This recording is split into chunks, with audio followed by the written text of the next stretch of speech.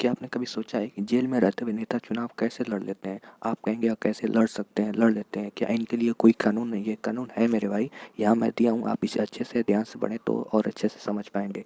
हमारे law commission ने खुद यह माना है 179 से रिपोर्ट के अंदर रिप्रेजेंटेशन ऑफ पीपल एक्ट 1951 में संशोधन किया जाना चाहिए। यदि एक बार विधायक सांसद पर आरोप लगता है तो उसे 5 साल के लिए चुनाव से प्रतिबंधित किया जाना चाहिए, या जब तक उसकी सज़ा चल रही है तब तक उसे प्रतिबंधित कर दिया जाना चाहिए।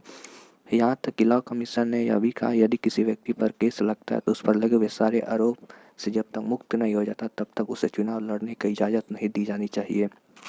आप कहेंगे कि आरपी एक्ट 1951 में इस पॉइंट को ही डाल दिया जाए, क्रिमिनल चुनाव ही नहीं लड़ पाएँ। आप चाहेंगे भी क्रिमिनल चुनाव नहीं लड़ पाएँ, लेकिन बात यहाँ आकर फंस जाती है, क्या लगा हुआ नेता पे आरोप सच है, झूठ भी तो हो सकता है।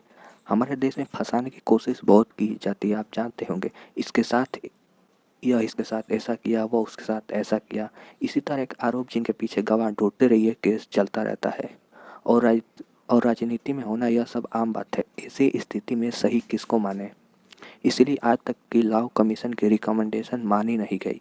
लेकिन यह भी हो सकता है नेता पर लगे हुए आरोप सच साबित हो गया और कई नेता तो जेल भी काट रहे हैं, जेल में बंद है।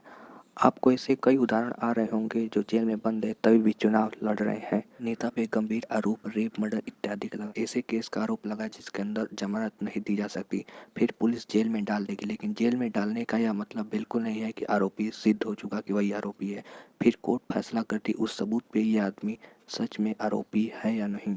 यह सबूत जुटाने फैसला करने में 5 साल लग जाते हैं, उससे भी ज़्यादा लग जाते हैं।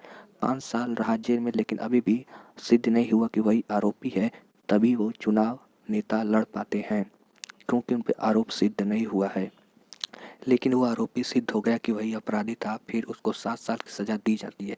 लेकिन पहले जो 5 साल सज़ा काट लिया उसमें से 5 साल सज़ा उसको माइनस कर दिए जाएंगे, फिर उसको सज़ा 2 साल काटनी होगी, 2 साल जेल में रहना पड़ेगा। यदि मृत्यु की सज़ा भी दी जाती है तो माइनस वाले फार्मूले से ही दी जाती है। तो आप समझ गए होंगे कि अंडर ट्रायल अपराधी ही चुनाव लड़ सकते हैं, लड़ पाते हैं, क्योंकि उन पर आरोप सिद्ध नहीं हुआ। यदि आरोप सिद्ध हो गया तो नहीं लड़ सकते, बट उससे 2 साल सज़ा काटने तो होते हैं, फिर वो आगे आगे चल के 6 साल तक चुनाव नहीं लड़ पाएगा, नहीं लड़ सकता। मतलब जेल से निकल भी जाएगा तो आगे 6 साल तक वो चुनाव नहीं लड़ सकता। ऐसा कानून है हमारा। तो उम्मीद है आपको ये जानकारी पसंद आई होगी। जानकारी अच्छी लगी तो चैनल को सब्सक्राइब, वीडियो को शेयर जरूर करें। शुक्रिया।